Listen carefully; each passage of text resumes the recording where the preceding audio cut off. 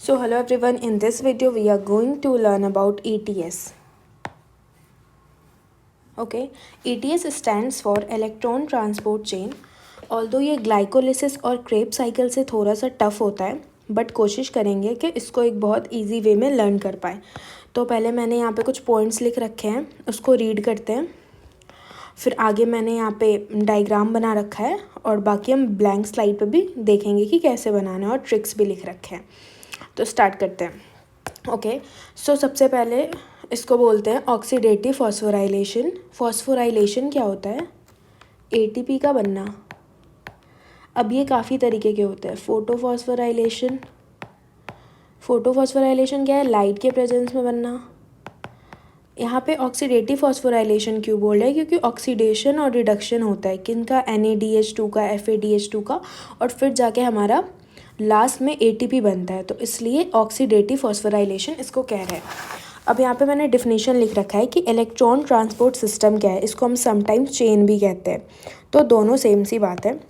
तो electron transport system हमारा ये है कि the metabolic pathway through which the electron passes from one carrier to another is called ETS। तो यहाँ भी डेफिनेशन है, कुछ समझ नहीं आया कोई लोड की ज़रूरत नहीं है, अभी हम आगे अच्छे से देखेंगे कि कैसे है। हाँ, इसका लोकेशन बहुत इंपॉर्टेंट है। यहीं पे हम क्विक रिकैप ले सकते हैं कि इससे पहले अपन ने 2 साइकिल पढ़े थे। एक पढ़ा था अपन ने ग्लाइकोलिसिस और एक पढ़ा क्रेब साइकिल। ये हमारा थर्ड साइकिल है। इसके बाद हमारे रेस्पिरेशन चैप्टर के जो क्लास 11th बायोलॉजी की, उसके तीनों साइकिल हो जाएंगे। And location is very important, it is must to remember. तो ग्लाइकोलिसिस का हमने देखा था कि साइटोप्लाज्म था। क्रेब साइकिल का हमने देखा था माइटोकॉन्ड्रियल मैट्रिक्स। ओके, जस्ट एक रिकैप है ये। तो सेम उसी तरीके से अभी हम देखेंगे कि जो हमारा ETS है, इलेक्ट्रॉन ट्रांसपोर्ट सिस्टम, वो कहाँ पे हो रहा है? वो हमारा हो रहा है inner membrane of mitochondria. Inner membrane of mitochondria में कुछ प्रोटीन के कॉम्प्लेक्सेस होते हैं जो हमारा मदद करता है ATP बनाने में। किस चीज़ से ATP बनाने में? जो हमारा NADH2 है, जो हमारा FADH2 है, इसके मदद से ATP बनाने में मदद करता है। तो ये हम आगे अभी देखेंगे। इसके अलावा हमने यहाँ पे लिख रखा है कि इसमें 5 तरीके के कॉम्प्लेक्स देखे गए हैं जो कि मदद करते हैं। कॉम्प्लेक्स क्या है? वही जो हमने अभी देखा कि प्रोटीन के बने हुए हैं, जो कि हमारा मदद करता है बाकी इस रिएक्शन को, फर्दर चेन रिएक्शन को बनने में।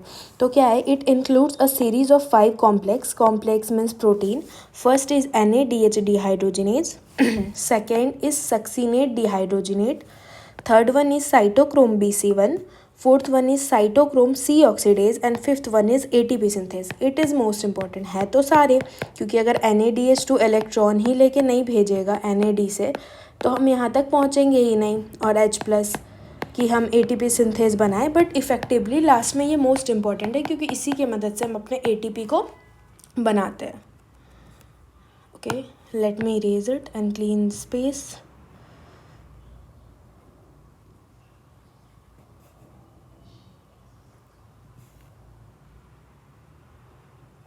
आई थिंक इससे बेटर ये होगा कि हम इससे इरेज कर लें, इससे हमारे नोट्स गंदे नहीं होंगे। तब स्टार्ट करते हैं। यहाँ पे मैंने बना रखा है डायग्राम। देखिए, सबसे पहले क्या बनाया मैंने, या व्हाट हैपेंड, ओके, थिन ले लेते हम। तो सबसे पहले हम यहाँ पे ये देख रहे हैं कि हमने ये बना रखा है आउटर मेम्ब्रेन ऑफ माइटोकॉन्ड्रिया। ये इन दोनों के बीच में इंटर मेम्ब्रेन स्पेस, ये बहुत इंपॉर्टेंट है, क्योंकि हम NADH2 से, FADH2 से, सारे से इलेक्ट्रॉन को आगे आगे आगे भेज रहे हैं और हाइड्रोजन को यहाँ पे जमा कर रहे हैं। तो ये हाइड्रोजन ही फर्दर लास्ट स्टेप में जाएगा हमारे इसके पास, ATP सिंथेस कॉम्प्लेक्स के पास, ये 5th कॉम्प्लेक्स के पास, और मदद करेगा ADP और ATP के फॉर्मेशन में। इसलिए ये बहुत ज़्यादा इंपॉर्टेंट स्टेप है। तो आगे बढ़ते हैं। देखिए, ये हमने आउटर मेम्ब्रेन ऑफ माइटोकॉन्ड्रिया बनाया, ये हमारा इनर मेम्ब्रेन है माइटोकॉन्ड्रिया का। यहाँ पे हमने बनाया इंटर मेम्ब्रेनस स्पेस। अब क्या हो रहा है कि जो NADH2, एक सेकेंड, मैंने यहाँ पे D छोड़ रखा है।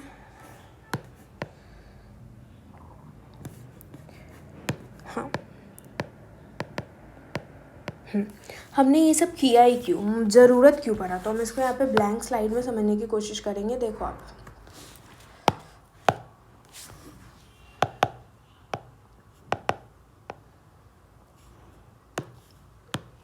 हुआ क्या,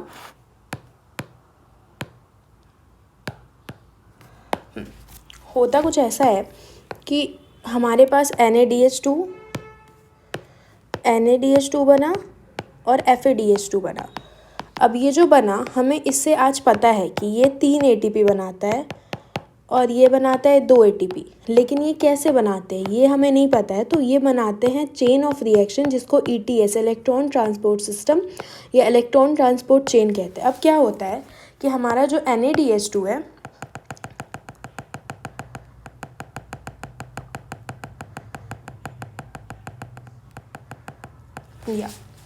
तो हमारा जो NaDH2 है वो भरा हुआ है हाइड्रोजन आयन से और इलेक्ट्रॉन से, और FADH2 है वो भी भरा हुआ है हाइड्रोजन आयन से और इलेक्ट्रॉन से। अब हम इस चेन ऑफ रिएक्शन में क्या करते हैं कि इलेक्ट्रॉन को एक कॉम्प्लेक्स से सेवरल कॉम्प्लेक्स में भेजते हैं, कॉम्प्लेक्स 1 to 5। और जब इलेक्ट्रॉन यहाँ से ऐसे ऐसे करके डिफरेंट कॉम्प्लेक्स में जाता है तो ये कुछ एनर्जी लूज़ करता है, और उसी एनर्जी को यूज़ करके हम अपने सेल का बाकी फंक्शन के लिए, हम अपने मतलब के लिए उसको यूज़ कर लेते हैं। तो बस हमारे पास यहाँ पे यही था कि हमने कैसे NaDH2 और FADH2 का हाइड्रोजन और इलेक्ट्रॉन जो उसमें है उसको यूज़ करा, और यूज़ करने के बाद हमने उससे कैसे एनर्जी को गेन करा, ATP बनाया। तो आइए अब इस डायग्राम से देखते हैं। सबसे पहले हमारे पास था FADH2, ओके। हाँ, सबसे पहले हमारे पास NaDH2 और FADH2, इन दोनों में क्या है, हाइड्रोजन है और इलेक्ट्रॉन है। सबसे पहले हमारा कॉम्प्लेक्स 1, हाँ ये हम देखेंगे कि ये था हमारा आउटर मेम्ब्रेन, ये था हमारा इंटर मेम्ब्रेन स्पेस, और ये था इनर मेम्ब्रेन। अब जो भी मेम्ब्रेन होता है हमें पता है कि वो लिपिड बाई लेयर के बने होते हैं, मतलब सारे मेम्ब्रेन बाई लेयर होते हैं। तो बस हमने यहाँ पे बना लिया कि ये इनर मेम्ब्रेन के बाई लेयर्स, ओके। देख लो आप, अब हम क्या करेंगे कि जो हमारे इनर मेम्ब्रेन में कुछ कॉम्प्लेक्स लगे होते हैं, मैंने आपको भी बताया कि टोटल 5 कॉम्प्लेक्स लगे होते हैं इन मेम्ब्रेन स्पेस में। तो इसी तरह हमारा कॉम्प्लेक्स 1 है, कॉम्प्लेक्स 2 है, कॉम्प्लेक्स 3 है, कॉम्प्लेक्स 4 है और कॉम्प्लेक्स 5 है। तो देखो आप, कॉम्प्लेक्स 1 के बाद कॉम्प्लेक्स 3 है, फिर 2 है, 4, 5। तो फर्स्ट में क्या होता है कि जो हमारा NaDH2 है वो हमारा अपने हाइड्रोजन को लूज़ करके NAD+ बन जाता है, और जो इसके पास इलेक्ट्रॉन रहता है उसको एक एक्सेप्टर लेता है FM नाम का, और फिर FES नाम का, और फिर यहाँ से ये चला जाता है यूबिक्विनोन के पास, जो कि एक सिंपली मोबाइल करियर है। तो यूबिक्विनोन के पास चला जाता है। यहाँ पे हमने यूबिक्विनोन को Q से दिखाया है, बट मैं उसको U लिख देती हूँ, एक सेकेंड रुक जाओ। या तो ये चला जाता है हमारा यूबिक्विनोन के पास। अब ये यूबिक्विनोन क्या करता है कि जो हमारे हाइड्रोजन्स यहाँ बचे हैं, मतलब मैट्रिक्स में बहुत सारे हाइड्रोजन हैं, क्योंकि ये NaDH2 FADH2 जो भी बन रहा है वो मैट्रिक्स में बन रहा है। कैसे बन रहा है, क्रेब्स साइकिल से। तो अब क्या होता है कि हमारे जो इधर हाइड्रोजन को लेके यूबिक्विनोन UQH2, मतलब यूबिक्विनोन में H2 लग गए। अब बाकी जो यहाँ का बचा हाइड्रोजन था उसको हमने भेज दिया इंटरमेम्ब्रेन स्पेस में। यूबिक्विनोन ने अपने हाइड्रोजन को भेज दिया यहाँ पे। अब ये जाता है कॉम्प्लेक्स 3 में। कॉम्प्लेक्स 3 को याद करने का मैंने एक ट्रिक लिख रखा है यहाँ पे, साइटोक्रोम B फसी C1 से। अब ये क्या है, देखो, cytochrome B stand for cytochrome B, फसी stand for FES, and cytochrome C1 से, तो इससे साइटोक्रोम C1 याद रहेगा। तो ये जाता है कॉम्प्लेक्स 3 के पास। अभी कॉम्प्लेक्स 3 के पास गया इलेक्ट्रॉन, फिर ये FES के पास गया और साइटोक्रोम C1 के पास। अब यहाँ पे हमारा जो सेकेंड कॉम्प्लेक्स है वो थोड़ा इनर की तरफ लगा होता है, इसलिए आप देख रहे होगे कि ये कोई H2 को पंप नहीं कर रहा, मतलब बाहर की तरफ ज़्यादा नहीं कर पा रहा है। क्यों? क्योंकि इसके पास जो है ये थोड़े अंदर की तरफ लगा हुआ है, ठीक है। तो इसलिए ये यूबिक्विनोन इससे H नहीं लेगा और ना ही वो H2 को ऊपर पंप करेगा। अब देखो, हमारा जो थर्ड कॉम्प्लेक्स था उसके बाद इलेक्ट्रॉन जाते हैं साइटोक्रोम C में, और थर्ड और फोर्थ को जोड़ने के लिए एक बीच में मोबाइल करियर है जिसको हम साइटोक्रोम C कहते हैं। जो हमारा साइटोक्रोम C है वो क्या काम करता है, मोबाइल करियर का काम करता है, और वो इलेक्ट्रॉन को कॉम्प्लेक्स 3 से कॉम्प्लेक्स 4 में भेजता है। अब हमारे कॉम्प्लेक्स 2 में याद करो आप, FADH2 कहाँ बन रहा था? FADH2 हमने देखा था कि जब हमने वो साइकिल पढ़ा था, क्रेब्स साइकिल, तो जब सक्सीनाइल कोएंजाइम A से हम सक्सीनेट बना रहे थे तो FADH2 बन रहा था। तो उससे आप याद रख लोगे कि जो सेकेंड वाला हमारा कॉम्प्लेक्स है उसका नाम क्या है, मैंने यहाँ लिख रखा है सक्सीनेट डिहाइड्रोजिनेज। ठीक है, तो ये हो गया। अब इसने भी FADH2 से एक H को लिया और ऊपर मतलब इंटरमेम्ब्रेनस स्पेस में डाला और इलेक्ट्रॉन को FES को दिया। यहाँ पे FMN नहीं है, ये याद रखना होगा आपको। और फिर उसके बाद यूबिक्विनोन को दिया, क्योंकि ये बहुत इनर मेम्ब्रेन ज़्यादा है, ये मैट्रिक्स की तरफ शिफ्ट है, तो ये इससे हाइड्रोजन लेके UQH2 नहीं बनाएगा, तो ये बस यहीं तक रह जाएगा। अब हमारा इलेक्ट्रॉन जो है वो फोर्थ कॉम्प्लेक्स में आया, और फोर्थ में आने के बाद क्या होता है कि जो इलेक्ट्रॉन है वो हमारा वापस से मैट्रिक्स में, मतलब हमने इलेक्ट्रॉन मैट्रिक्स से लिया और उसको करते करते फिर मैट्रिक्स में ले आए। तो लगेगा कि फ़ायदा क्या हुआ? फ़ायदा ये हुआ कि जब इलेक्ट्रॉन एक मोबाइल कैरियर से दूसरे मोबाइल कैरियर की तरफ जाते हुए कॉम्प्लेक्स के थ्रू जब वापस मैट्रिक्स में आया तो ये बहुत सारा एनर्जी लूज़ करता है, और इन एनर्जी लूज़ को ही हम यूज़ कर लेते हैं अपने काम के लिए। ठीक है, तो यहाँ से ये समझ आ रहा है कि हमने कैसे ये वाला काम करा। ठीक है, अब हमारा ये वापस यहाँ आ जाता है। अब इलेक्ट्रॉन को यहाँ पे एक बैठा होता है फाइनल एक्सेप्टर, जिसका नाम है ऑक्सीजन। ये क्या करता है, इलेक्ट्रॉन भी ले लेता है और मैट्रिक्स से हाइड्रोजन भी। अब ये न्यूट्रल रखने के लिए एक इलेक्ट्रॉन लिया तो एक पॉजिटिव आयन भी, और ये बनाता है H2O। वैसे तो देखा जाए तो ऑक्सीजन का पूरे ETS में काम का है टर्मिनल स्टेज पे, लेकिन फिर भी ये बहुत ज़्यादा वाइटर रोल काम कर रहा है, क्योंकि यही तो लास्ट में सारे इलेक्ट्रॉन को एक्सेप्ट कर रहा है। अब ये तो हमने कर दिया, लेकिन हमारे इंटरमेम्ब्रेनस स्पेस में बहुत सारे हाइड्रोजन्स रह गए। तो अब हम इसका क्या करेंगे? अब हाइड्रोजन्स को लाना तो अंदर ही है, क्योंकि इस स्पेस से बाहर तो जा नहीं सकता, तो मतलब इसका कुछ भी काम करेंगे वो हमें करना तो अंदर है। तो अब हम सोचेंगे कि चलो इस हाइड्रोजन को अंदर लाएं कैसे, मतलब हम क्या करें। तो क्या होगा कि फिर एक आएगा यहाँ पे कॉम्प्लेक्स 5, जिसका नाम है ATP सिंथेज। अब ये एक गेट देगा जिसके कारण जितने भी हमारे हाइड्रोजन जो सारे इंटरमेम्ब्रेनस स्पेस में हैं वो नीचे आ जाएंगे, और यहाँ पे लगा होता है ATP सिंथेज एंजाइम, जो क्या करेगा, सारे ATP को ATP में चेंज कर देगा H+ के मदद से। और इसमें F0 और F1 पार्टिकल होते हैं। जो F1 होता है वो इसका हेड होता है, और जो F0 होता है वो टेल होता है। और ATP सिंथेज एंजाइम हमारा किसके पास होता है? ATP सिंथेज हमारा होता है F1 के पास। तो ये काफ़ी मैस हो गया, एक बार मैं इसको क्लियर कर लेती हूँ, फिर आपको एक बार अच्छे से शॉर्ट में रिकैप दे देती हूँ। एक सेकेंड,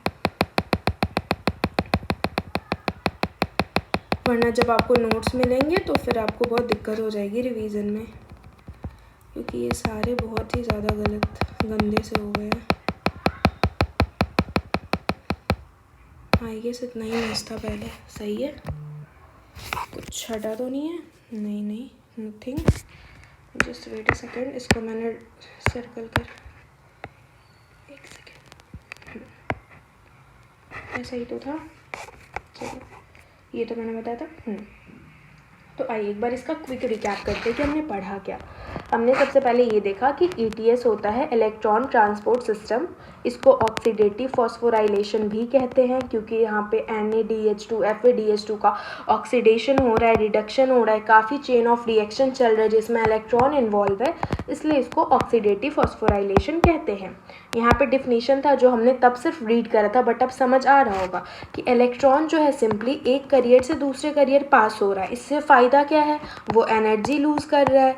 जो वो एनर्जी लूज़ करता है तो एनर्जी निकलती है, वही लूज़ करा तो, और उस एनर्जी को अपन अपने काम के लिए यूज़ कर लेते हैं। तो अब आपको इस डेफिनेशन से क्लियर हो रहा है कि हमने तब क्या पढ़ा था। लोकेशन क्या था? Inner mitochondrial matrix. अब 5 कॉम्प्लेक्स थे। सबसे पहला NADH से इलेक्ट्रॉन ले रहा था, तो NADH डिहाइड्रोजिनेज। सक्सीनेट डिहाइड्रोजिनेज कैसे याद रखा था हमने? FADH2 से क्या बन रहा था? FAD।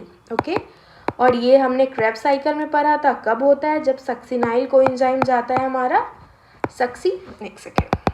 जब हमारा सक्सीनाइल कोएंजाइम A जाता है सक्सीनेट में, तो इससे याद रहेगा कि यहाँ पे सक्सीनेट डिहाइड्रोजिनेज है।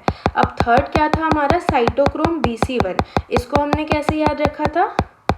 साइटोक्रोम B फसी C1 से, ऐसे साइटोक्रोम बी फंसी C1 से, तो ऐसे याद रहेगा। फोर्थ था क्या हमारा, साइटोक्रोम C ऑक्सीडेज, और फिफ्थ ATP सिंथेज, ये हमें याद रखना पड़ेगा। अब बढ़ते आगे, हमने क्या देखा कि इनर माइटोकॉन्ड्रियल स्पेस बनाया, फिर आउटर मेम्ब्रेन बनाया, फिर क्या हुआ कि हमारा जो जितने भी कॉम्प्लेक्स है, कॉम्प्लेक्स क्या है, प्रोटीन चैनल्स है मेनली, मतलब प्रोटीन के बने हुए हैं, वो सारे कहाँ थे, हमारे इंटरमेम्ब्रेनस स्पेस में थे। उसके बाद हमारा पहला ये था, दूसरा ये, तीसरा ये, और ऐसे ही करते करते सारे कॉम्प्लेक्स थे। पहले में NADH2 जो है वो जाता है, उससे इलेक्ट्रॉन NADH हाइड्रोजिनेज करता है, फिर इसी तरह इलेक्ट्रॉन पास होते जाते हैं, फाइनली वो ऑक्सीजन के पास आते हैं और ऑक्सीजन एक्सेप्ट कर लेता है और वाटर बना देता है। बस यही था। और NADH2 के पास होता क्या था, हाइड्रोजन और इलेक्ट्रॉन, जिसको हम लेके पास करवाते थे और एनर्जी लूज होती थी। तो अब इसकी कोई ज़रूरत नहीं है, मैंने उसी वक्त समझा दिया था, तो इसको इरेज कर देते हैं। बाकी मैं एक बार नोट्स देख लेती हूँ कि क्लियर है कि नहीं, कुछ मैस तो नहीं है आपको समझने में। Wait a minute, just a second.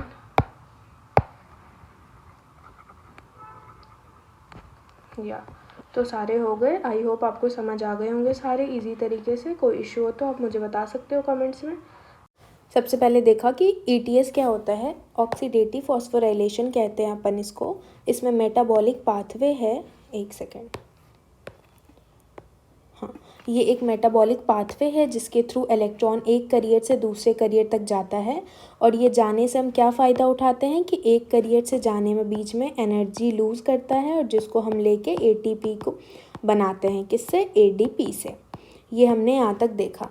अब आगे देखते हैं कि इसमें 5 कॉम्प्लेक्स इन्वॉल्व थे टोटल। फर्स्ट का नाम था NADH डिहाइड्रोजिनेज, सेकेंड का नाम था सक्सिनेट डिहाइड्रोजिनेज, थर्ड का नाम था साइटोक्रोम BC1, फोर्थ का cytochrome C oxidase, and fifth का ATP सिंथेज।